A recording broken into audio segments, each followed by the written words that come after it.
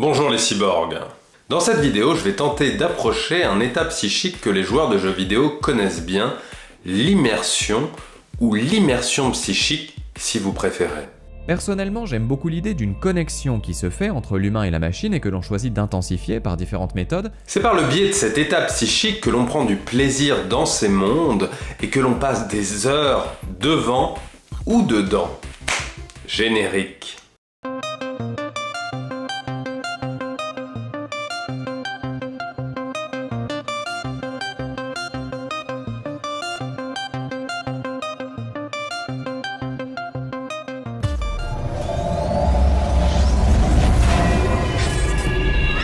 Alors qu'est-ce que l'immersion dans l'expérience des jeux vidéo?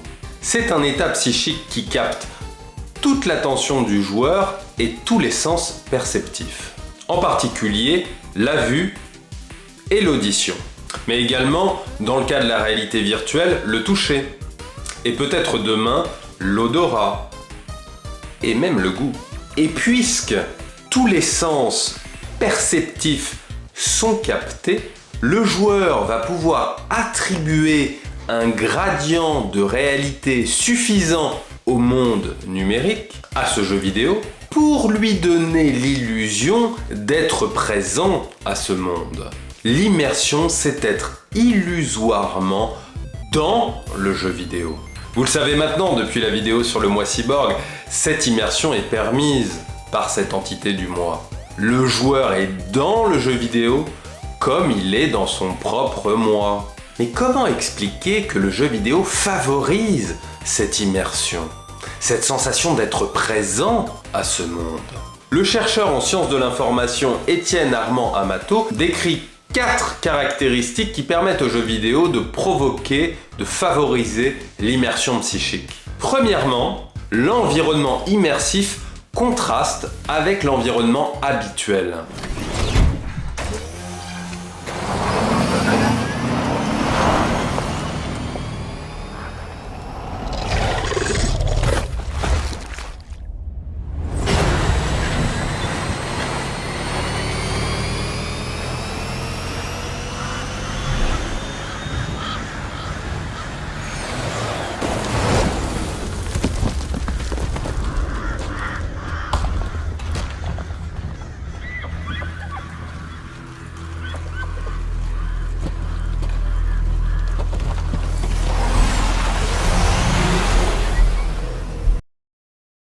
Le jeu vidéo est un environnement extraordinaire, donc le joueur sort du monde naturel pour entrer dans un monde artificiel.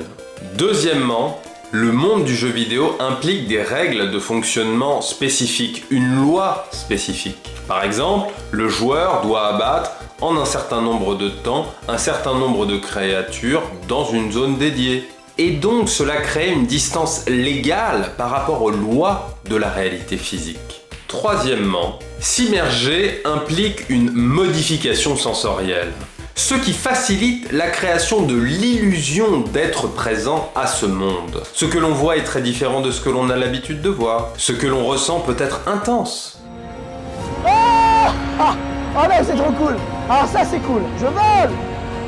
Regarde-moi ça mec. Et donc cela crée des sensations, des émotions particulières, et donc un plaisir singulier. Quatrièmement, le joueur se retrouve dans un milieu le plus souvent hostile, qui contraste encore une fois avec son environnement habituel, et qui le pousse à faire émerger des actions psychiques, des pensées, des émotions très différentes.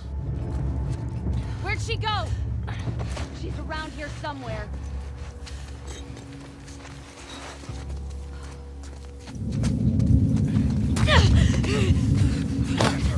Don't. I'll check it out.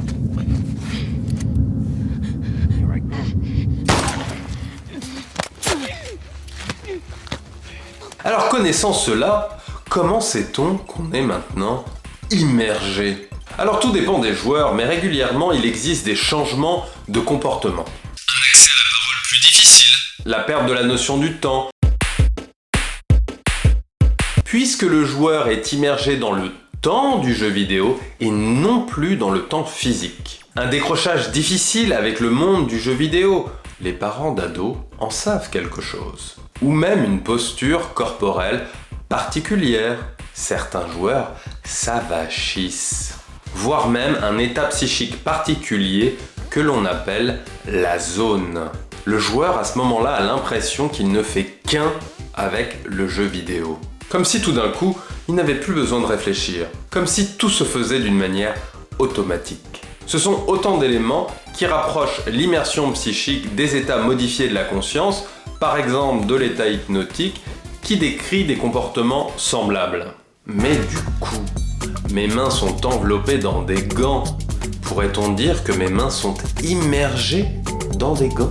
Je suis curieux de savoir ce que l'on ressent à l'intérieur de mes gants. Peut-être est-ce un monde merveilleux? Voilà, chers cyborgs, j'espère que cette vidéo vous a plu. Abonnez-vous et pouce bleu pour soutenir ma chaîne. Et je vous retrouve bientôt sur Psy Connexion.